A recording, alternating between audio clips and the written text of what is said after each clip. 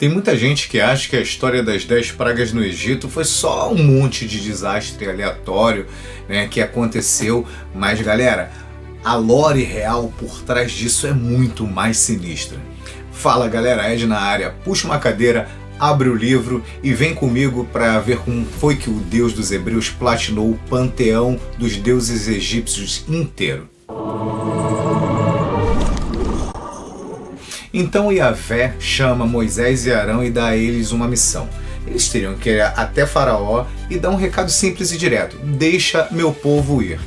Quando Faraó ouviu isso, ele falou: Moisés, Arão, vocês estão de brincadeira comigo, né? Eu vou deixar vocês irem? É ruim, hein? É muito ruim de deixar vocês irem. E é aí, galera, que o evento começa. A partir daí, começam batalhas épicas entre Yahvé e cada um dos deuses egípcios. E isso a gente vai começar a acompanhar agora.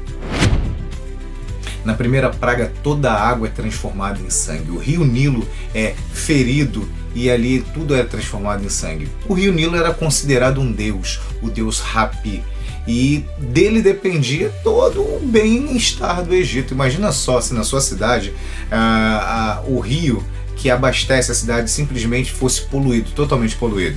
Abrisse a torneira, não pudesse beber uma água, fazer comida, tomar banho, nada. Foi isso que aconteceu no Egito. Os animais não podiam se alimentar, as pessoas não podiam se alimentar, a agropecuária toda foi comprometida porque o deus Hapi, o primeiro deus a batalhar com Yahvé, tinha sido completamente inutilizado naquele momento. Então veio a segunda praga, que foi a invasão de rãs. Gente, a deusa Requete era a deusa da fertilidade e ela era tipificada como uma mulher com cabeça de rã. Então as rãs, os sapos, eles eram simplesmente sagrados, eles eram intocáveis. E Deus usa o sistema contra o próprio sistema. As pessoas não podiam enxotar, não podiam se livrar daqueles animais porque eles eram considerados sagrados. Agora tu imagina que loucura, né? A pessoa ia abrir uma panela para comer alguma coisa, pulava uma rã. Ia dormir, tinha uma rã na cama. Sentava na privada, pulava uma rã na busanfa da pessoa. Deve ter sido uma coisa muito, mas muito chata. Ali, Deus mostra: a única pessoa que pode realmente controlar uma praga, uma invasão, uma proliferação, sou eu. E aí, vão querer? E assim, cada vez que vinha uma praga, Faraó ia lá, conversava com Moisés, Moisés pedia a Deus, Deus retirava aquela praga, e Faraó, que tinha dito que liberaria o povo, voltava atrás e não permitia. Aí Deus mandava uma outra praga. Essa praga aqui, a terceira, é a praga de piolhos. E tem umas coisas muito interessantes nelas que vocês vão acompanhar agora. A Bíblia fala que Arão tocou o solo com o seu cajado e o pó da terra se transformou em piolhos. O deus Geb era o deus do solo, né? Era literalmente a base de toda aquela terra. E ele simplesmente foi ferido e aquele deus foi transformado em um dos parasitas que os egípcios menos gostavam. Eles raspavam a cabeça para evitar piolhos. E de repente, um deus se transforma em um parasita que eles tanto evitavam. Imagina só, gente, a coceira que era, a coisa desagradável que era. E isso tudo porque um deus foi transformado em um dos maiores tormentos daquele povo. 3-0 para Yahvé. Daí para frente foi um massacre total. Deus manda um enxame de moscas, né? E esse foi um ataque direto ao deus Kepri, que era um deus com cabeça de escaravelho e tinha uma função muito interessante, que ele era o deus responsável pela renovação. Era aquele deus que fazia com que o sol nascesse, renovasse o dia. E simplesmente ele foi inutilizado, porque aqueles enxames começaram a estragar comidas, né, os alimentos, as roupas, enfim. Estava tudo sendo simplesmente mutilado por aqueles bichos e aquele deus, que era o deus Kepri, que era um deus, vamos botar ali, né, que falava a mesma língua deles, não pôde fazer nada. O deus Apis, que era um deus que tinha cabeça de touro, foi humilhado quando uma doença veio sobre o rebanho e o gado começou a cair. Imagina só a cabeça dos egípcios. Esse deus simboliza toda a força do Egito.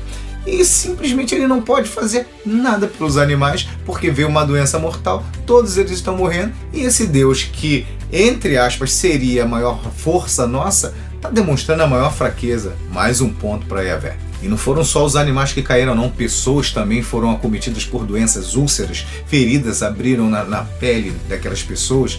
E a deusa, que era a deusa Sekhmet, uma deusa com cabeça de leoa, e era responsável por controlar epidemias, por enviar a cura. Essa deusa simplesmente não pôde fazer nada, por mais que os egípcios rezassem para ela, que oferecessem coisas, nada acontecia. Fogo e gelo caíram do céu. Tudo aquilo que estava fora das casas foi destruído, gente. Plantações foi destruída, ferramentas foram destruídas, muita coisa ali foi destruída, a economia sofreu um baque muito grande, e Nut e Set, que eram os deuses responsáveis, né, pelo céu e pelas condições climáticas, simplesmente ficaram acuados. O Deus dos Hebreus colocou o seguinte para eles: olha, a atmosfera quem comanda sou eu e eu mando em vocês. Eu sou Deus e vocês não são nada. O que o fogo e o gelo não arrebentou, os gafanhotos vieram e devoraram tudo. Aí foi a vez de Renutet, que era a deusa da colheita e da nutrição, sofrer a humilhação dela, porque ela era responsável pelo controle de pragas. Os gafanhotos vieram, comeram tudo e a deusa simplesmente não pôde fazer nada. Mais um ponto para Yahvé. Mais 5 pragas, mais 5 golpes que colapsaram o Egito. Mas o pior ainda estava por vir, galera. A 9ª praga foi um golpe letal no psicológico do Império. Porque Deus Ra era intocável. Acreditava-se que quando o dia nascia é porque Ra tinha vencido e a ordem cósmica estava intacta. Que Ra, quando anoitecia, era solta uma serpente chamada Apophis, que era uma serpente maligna, e Ra ia guerrear contra ela. Quando o sol nascia, Ra venceu, Apophis mais uma vez foi derrotada. Agora você imagina, 3 dias na mais densa escuridão. O povo deve ter ficado doido, falando: cara, agora deu ruim, Apophis devorou Ra e a gente tá ferrado. Galera, a 10ª praga foi simplesmente sinistra, muito sinistra. Deus avisa a Moisés que o anjo da morte passearia pela terra do Egito e que cada casa de cada pessoa deveria ter uma mancha, uma marca, que era feita através do sangue de um cordeiro. Essa mancha ela não permitiria que o anjo da morte passasse por aquela casa e levasse o primogênito daquela família. Em contrapartida, toda a casa que não tivesse essa marca de sangue, o anjo da morte entraria ali e levaria o primogênito daquela família. É claro que o faraó não mandou pintar, não mandou marcar o palácio com o sangue do cordeiro. O que aconteceu? O anjo da morte passou por lá e simplesmente levou o seu primogênito. Ali, galera, vocês lembram que eu falei lá no começo que o faraó ele era mais do que um rei para os egípcios, que ele era como uma encarnação de um deus? Ali, simplesmente com o corte dessa dinastia, vamos chamar assim, a sucessão daquele deus acabaria naquele momento. O seu primogênito não subiria ao trono. O herdeiro do seu trono não herdaria toda a terra do Egito e o nome daquele faraó estava sendo encerrado naquele momento. Ali o império colapsou de vez, Faraó precisou de verdade se curvar ao Deus dos Hebreus e deixar com que o povo seguisse o seu caminho como tinha sido ordenado desde o início. Com esse boss rush épico que aconteceu naquela época, o povo de Israel viu a real extensão do poder do seu Deus.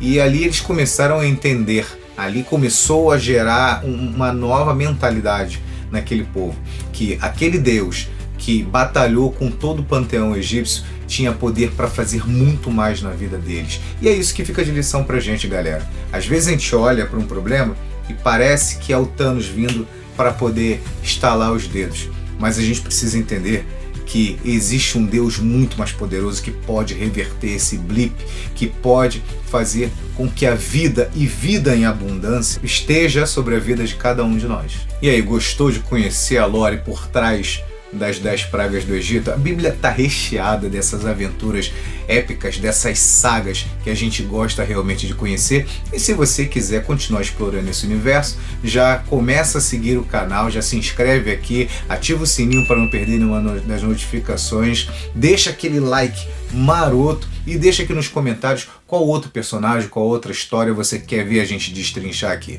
Eu sou o Ed, aqui é o Abre o Livro e, gente, até a próxima página. Fui!